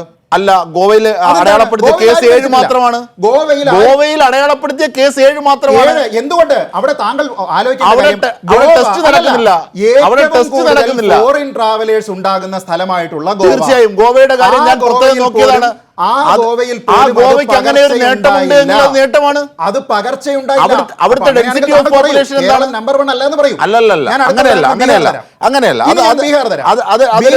അതൊരു ഫാൾസ് കണക്കാണ്. അതായത് ഗോവയിലെ കാര്യം എന്ന് പറഞ്ഞാൽ അവിടെ ഡെൻസിറ്റി ഓഫ് പോപ്പുലേഷൻ കേൾക്കാനാണെങ്കിൽ ഞാൻ ശ്രീജിത്ത് കേരളത്തിന്റെ ചോദിക്കുമ്പോൾ ഞാൻ അതിന്റെ മറുപടി പറയുമ്പോൾ അത് കേൾക്കാനുള്ള താങ്കൾ പറഞ്ഞ അമേരിക്കയുടെ കാര്യം മുതൽ എനിക്ക് പറയാനല്ല. അങ്ങനെയാണെങ്കിൽ താങ്കൾ സംസാരിച്ചുകൊണ്ടിരിക്കുക. ശ്രീജിത്ത് പണിക്കർ, എന്റെ സംശയം മറുപടി ഞാൻ പറയുന്നത് കേൾക്കുക. ഞാൻ ചോദിക്കുന്നത് മരണനിരക്ക് എന്ന് പറയുന്നത് ഇതിന്റെ ഒരു ഡയറക്റ്റ് റിഫ്ലക്ഷൻ അല്ല. നമുക്ക് പറയാം ആണ് എന്നുള്ളത് പറയാം, ശരി തന്നെയാണ്. പക്ഷേ അങ്ങനെയാണെങ്കിൽ നമ്മുടെ നാട്ടിൽ 3 പേരല്ലോ 4 പേര് മരിച്ചില്ലേ? അത് മാഹിയല്ലേ? മാഹിയിലല്ല, കണ്ണൂർ വെച്ച് ട്രീറ്റ്മെന്റിലാണ് മരിച്ചത്. കണ്ണൂരിൽ വെച്ച് മരിച്ചിരിക്കുന്നത് കേന്ദ്ര സർക്കാരിന്റെ കണക്കിൽ ഇവിടുത്തെ മരണനിരക്ക് 4 ആണ്. അല്ലല്ല, കേന്ദ്ര സർക്കാരിന്റെ കണക്ക് ആരോഗ്യ സേതു ഉപയോഗിക്കുന്ന ഏതൊരു മാഹിയിലാണ്. അല്ലല്ല, കണ്ണൂർ വെച്ച് മരിച്ചിരിക്കുന്ന കണ്ണൂരിന്റെ കണക്കിലാണ്. അതായത് ആരോഗ്യ സേതു ആപ്പ്, അത് മാഹിയിലാണ്. ആരോഗ്യ സേതു ആപ്പാണ് എന്റെ കയ്യിലിരിക്കുന്നത്. കേരളത്തിലുള്ള മരണനിരക്ക് എന്ന് പറയുന്നത് ഇതിൽ കാണിച്ചിരിക്കുന്നത് 4 എന്ന് പറയുന്നത് ഇവിടുത്തെ സ്റ്റാൻഡേർഡ് പ്രോട്ടോകോൾ എന്താണ്? ഏത് സ്ഥലത്ത് വെച്ചാണ് മരിച്ചിരിക്കുന്നത് ആ മരണം രേഖപ്പെടുത്തുന്നത് ആ സംസ്ഥാനത്തിന്റെ കണക്കിലാണ്. അങ്ങനെയാണെങ്കിൽ ഞാൻ താങ്കളോട് ഒരു കാര്യം ചോദിക്കട്ടെ. മലയാളികളായിട്ടുള്ള എത്രയോ ആൾക്കാർ പോണ്ടിച്ചേരിയിലും തമിഴ്നാട്ടിലും ഗൾഫിലും വെച്ച് മരിച്ചിരിക്കുന്നു. അവരുടെ കണക്കെല്ലാം കേരളത്തിലേക്കാണ് ഇടുന്നത്? അല്ല, അങ്ങനെ ഇടാൻ പാടില്ല. അതുകൊണ്ടാണ് ഞാൻ പറഞ്ഞത് ഇത് കേന്ദ്ര സർക്കാർ ഇതിനോടകം തന്നെ കേരളത്തിനോട് പറഞ്ഞിട്ടുള്ളത്.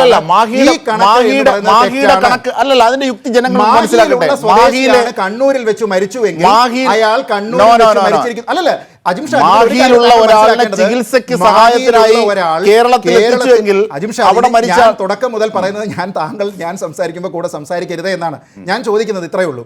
കേന്ദ്ര സർക്കാരിന്റെ കണക്കനുസരിച്ച് ഇവിടുത്തെ പ്രോട്ടോകോൾ അനുസരിച്ച് എന്താണ് പറയുന്നത്? ഏത് സ്ഥലത്ത് വെച്ചിട്ടാണോ ആള് മരിക്കുന്നത്, എവിടെ വെച്ചിട്ടാണോ ചികിത്സയിൽ ഇരുന്ന് മരിക്കുന്നത്, അവിടുത്തെ കണക്കിലാണ് പോകേണ്ടത്. കേരളത്തിനെ സംബന്ധിച്ചിടത്തോളം മാഹി സ്വദേശിയായ ഒരാൾ കണ്ണൂരിൽ ചികിത്സയിലിരിക്കെ മരിച്ചു. അതുകൊണ്ട് അയാൾ കേന്ദ്ര സർക്കാരിന്റെ കണക്കനുസരിച്ച് അയാൾ ഇവിടെ തന്നെയാണ്. ഇതേ ചോദ്യം ഞാൻ ചോദിക്കാം. കേരളത്തിൽ നിന്നുള്ള ഒരാൾ പുതുച്ചേരിയിൽ വെച്ച് മരിച്ചിട്ടുണ്ടല്ലോ.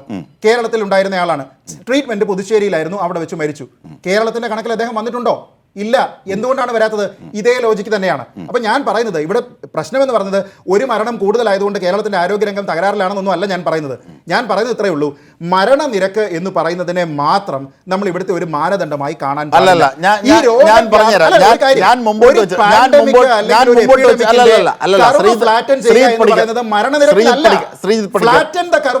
മരണനിരക്കിലാണോ അതോ രോഗവ്യാപനം തടയുന്നതിലാണോ എന്നുള്ളത് പറയൂ ജിംഷാദ്. എന്നിട്ട് നമുക്ക് ചർച്ച മുന്നോട്ട് പോകാം. അതായത് ശാസ്ത്രീയമായി വിഷയം മാറിപ്പോകുന്നു.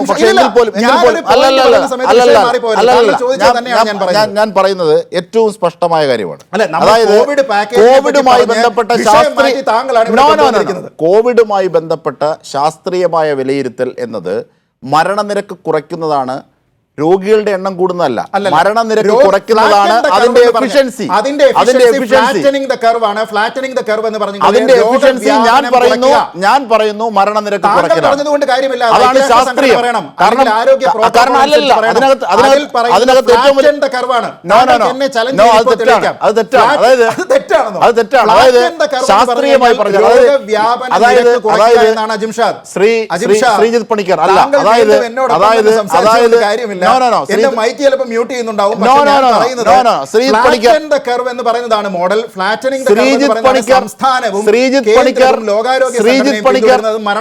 ശ്രീജിത്ത് പണിക്കർ ഞാനൊന്ന് പറയട്ടെ. അതായത് ശ്രീജിത്ത് പണിക്കർ സൂചിപ്പിച്ചതുപോലെ രോഗികളുടെ എണ്ണം എത്ര കണ്ട് കൂടുന്നുവോ ശാസ്ത്രീയമായ കണ്ണിൽ ഈ പാൻഡമിക് സീസണിൽ അത് നല്ലതാണ്. കാരണം അത്രയും പരിശോധനകൾ നടക്കുന്നു എന്നതാണ് അതിന്റെ അർത്ഥം.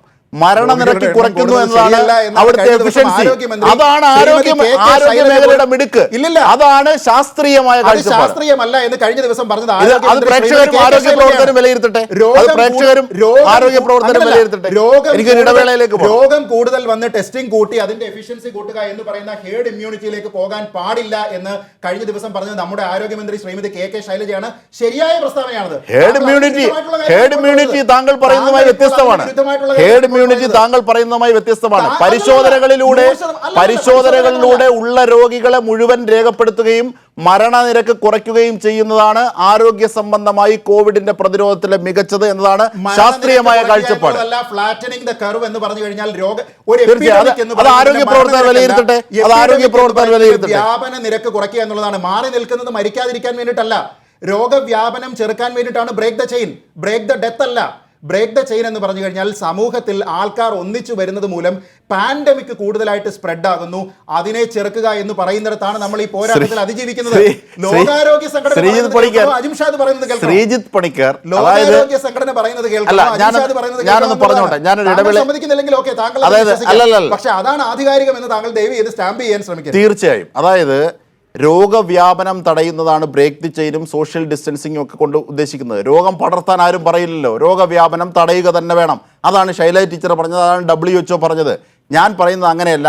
ഉള്ള കേസുകൾ അറിയാതെ ഹൈഡ് ചെയ്ത് വെച്ചിട്ട് മരണം കൂട്ടുന്നതല്ല, എല്ലാവരെയും ടെസ്റ്റിങ്ങിലൂടെ ബോധ്യപ്പെടുത്തിയതിന് ശേഷം മരണനിരക്ക് കുറയ്ക്കുന്നതാണ് ഈ പാൻഡമിക് സിറ്റുവേഷനിലെ പ്രതിരോധവുമായി ബന്ധപ്പെട്ട ഏറ്റവും മികച്ച മാർഗം എന്ന് ആരോഗ്യ പ്രവർത്തകർ പറഞ്ഞ ശാസ്ത്രീയമായ കാര്യമാണ്. ഞാൻ അത്രേ പറയുന്നുള്ളൂ. നമ്മൾ തർക്കിച്ച് ഈ സമയം കളയരുത്. ചർച്ച തുടരുമ്പോൾ ശ്രീ അനിൽ ബോസ്, നമ്മൾ ചർച്ചയുടെ അന്തിമഘട്ടത്തിലേക്ക് എത്തുകയാണ്. അതായത് ഈ രോഗവ്യാപനവും അതുമായി ബന്ധപ്പെട്ട കാര്യങ്ങളിലേക്ക് അധികമായി പോയത് കൊണ്ട് ചർച്ചയുടെ ആ ദിശ മാറി. അത് ശരിയാണ്. ഞാൻ സൂചിപ്പിച്ചത് ആ ദിശയിലേക്ക് തിരിച്ചെത്തുക എന്നുള്ളതാണ്. അതായത് കേന്ദ്ര പാക്കേജ് ഈ പാൻഡമിക് സിറ്റുവേഷന് അനുഗുണമായി രാജ്യത്തിന് ഗുണപരമായി ഉപയോഗിക്കാനാകുന്നതാണോ? അതാണോ കേന്ദ്ര സർക്കാർ പ്രഖ്യാപിച്ച പാക്കേജ്? ശ്രീ അനിൽ ബോസ്.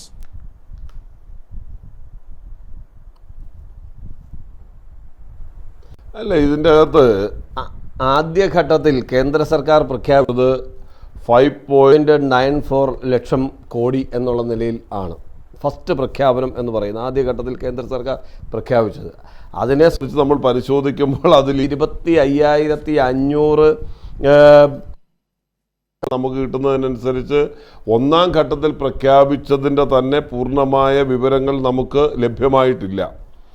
മാത്രമല്ല, ഇതിൻ്റെ അകത്ത് ഐക്യരാഷ്ട്രസഭ തന്നെ പറയുന്ന കണക്ക് പ്രകാരം ഇനിയും GDP 1.2 കുറയുമെന്നാണ്. 1.2 കുറയും എന്ന് പറഞ്ഞാൽ 1% തന്നെ കുറയുമെന്ന് പറഞ്ഞാൽ 1.5 ലക്ഷം കോടിയുടെ നഷ്ടമാണ് വരാൻ പോകുന്നത്. മനസ്സിലായില്ലേ? അതാണ് അത് നമുക്ക് നോട്ട് നിരോധനം വന്ന കാലയളവിൽ കാതലായുണ്ട്. അതായത് GDP-യുടെ ഇത്രത്തോളം കുറയുന്ന ഒരു മേഖലയ്ക്ക് അനുഗുണമായ ഒന്നല്ല കേന്ദ്ര പാക്കേജ് എന്നാണ് അദ്ദേഹം പറഞ്ഞതിൻ്റെ സാരം. എങ്ങനെയാണ് നിങ്ങൾ ഇതിനെയൊക്കെ അതിജീവിക്കുന്നത്? പെട്ടെന്ന് ചുരുക്കി. കേന്ദ്ര പാക്കേജിൻ്റെ സംവിധാനത്തെക്കുറിച്ച് പറഞ്ഞതുകൊണ്ട് ഞാൻ പെട്ടെന്ന് പറയാം. അതായത് ഇപ്പം നിലവിൽ ഈ സാഹചര്യത്തെ അതിജീവിക്കാനുള്ള ഒരു മാർഗവും കേന്ദ്ര പാക്കേജിനകത്ത് ഉൾപ്പെടുത്തിയിട്ടില്ല. അപ്പം നമ്മൾ ഏറ്റവും അത്യന്താപേക്ഷിതമായിട്ട് നമുക്ക് ചെയ്യേണ്ടി വരുന്നൊരു കാര്യം ഇപ്പോൾ നമുക്ക് സർവൈവ് ചെയ്യാനുള്ള കാര്യങ്ങൾക്കുള്ള ഒരു സംവിധാനം കേന്ദ്ര ഗവൺമെൻറ് പ്രഖ്യാപിക്കുക എന്നുള്ളതാണ്. അതുപോലെ തന്നെ അത് സംസ്ഥാന ഗവൺമെൻറ്റിനും അതിനകത്ത് കൃത്യമായിട്ടും ചെയ്യാൻ പറ്റുന്ന കാര്യങ്ങളുണ്ട്. ഇന്നലെ തന്നെ പ്രഖ്യാപിച്ചിട്ടുള്ള ഒരു പിന്നെ സഹകരണ വകുപ്പിൻ്റെ ഒരു സർക്കുലർ ഇറങ്ങിയിട്ടുണ്ട്. ഒരു സർക്കാർ ജിയോ നമ്പറുണ്ട് 32/2020 എന്ന് പറഞ്ഞൊരു സംഭവമുണ്ട്. അപ്പോൾ ഇതിനകത്ത് ടൂറിസം റിലേറ്റഡ് ആയിട്ടുള്ള ആളുകൾക്ക് അതിനകത്ത് ഹോട്ടൽസ്, ഹോം സ്റ്റേസ് ഇങ്ങനെയുള്ള കാര്യങ്ങൾക്ക് വേണ്ടിയിട്ട് ഇത് ലോണുകൾ അനുവദിച്ചിട്ടുണ്ട്. അതായത് 1 ലക്ഷം രൂപ വരെയുള്ള ലോണ് അനുവദിച്ചിട്ടുണ്ട് കേരള സർക്കാർ. അപ്പോൾ ഇതിനകത്ത് ടൂറിസം റിലേറ്റഡ് ആയിട്ടുള്ള കാര്യങ്ങളിൽ വേണമെങ്കിൽ സമാശ്വാസമായിട്ട് ഇവൻ്റ് മേഖലയെ ഉൾപ്പെടുത്താം കേരള സർക്കാരിന്. അങ്ങനെ വന്നാൽ അതിനകത്ത് ഈ പറയപ്പെടുന്ന പലർക്കും അനുകൂലമായിട്ട് അല്ലെങ്കിൽ കാര്യങ്ങൾ താൽക്കാലികമായിട്ടെങ്കിലും പിടിച്ചു നിൽക്കാനുള്ളൊരു സംവിധാനത്തിന് വേണ്ടിയിട്ട് ഒരു സമാശ്വാസ ലോണായിട്ടെങ്കിലും ഈ പറയപ്പെടുന്ന എമൗണ്ട് 1 ലക്ഷം രൂപ വീതം സാധാരണ ആളുകൾക്ക്, കേരളത്തിലുള്ള ഇവൻ്റ് മേഖലയിൽ പ്രവർത്തിക്കുന്ന ആളുകൾക്ക് കൊടുക്കാൻ ഒരു പക്ഷേ കേരള സർക്കാരിനും ഇത് തയ്യാറാക്കാവുന്ന ഒരു സംഗതിയാണ്. അത് ഇന്നലെ ഇറങ്ങിയിട്ടുള്ളൊരു ജിയോ ആണ് സഹകരണ വകുപ്പിൻ്റെ. അപ്പോൾ ഇതുപോലെ അതിജീവിക്കാനുള്ള മാർഗങ്ങളിലേക്ക് തിരിച്ചെത്തുക എന്നുള്ളതാണ് ഞങ്ങൾ ഇപ്പോൾ ആവശ്യപ്പെടുന്ന ഏറ്റവും പ്രധാനപ്പെട്ട ഒരു കാര്യം. തീർച്ചയായും. എന്തായിരുന്നാലും ഏറ്റവും വറുതിയുടെ കാലത്ത് നിൽക്കുന്ന ഈ മനുഷ്യർക്ക്, ഈ ജനതയ്ക്ക് ഗുണപരമായ ഒന്നും ചെയ്യാനാകുന്നില്ല കേന്ദ്ര പാക്കേജിന് എന്നത് തന്നെയാണ് വിവിധ കോണുകൾ ഉയർത്തുന്ന കാര്യങ്ങൾ. മറ്റുള്ളവരുടെ തലയിലേക്ക് വെച്ചുകൊടുത്ത് സ്വകാര്യവൽക്കരണത്തെയും കുത്തകവൽക്കരണത്തെയും പ്രോത്സാഹിപ്പിക്കുന്ന തരത്തിലേക്ക് ഉള്ള കേന്ദ്ര പാക്കേജ് അല്ല ഈ ഘട്ടത്തിൽ അനുഗുണമായത്. ജനങ്ങളുടെ കയ്യിൽ, അവരുടെ പോക്കറ്റുകളിലും കൈകളിലേക്കും പണം എത്തുക എന്നുള്ളതാണ്. അതിനുള്ള എന്തൊക്കെ കാര്യങ്ങളാണ് ഈ കേന്ദ്ര സർക്കാരിൻ്റെ പാക്കേജിലുള്ളത് എന്നതാണ് നാം ചർച്ച ചെയ്തത്. ചർച്ചയിൽ പങ്കെടുത്തവർക്കൊക്കെ നന്ദി.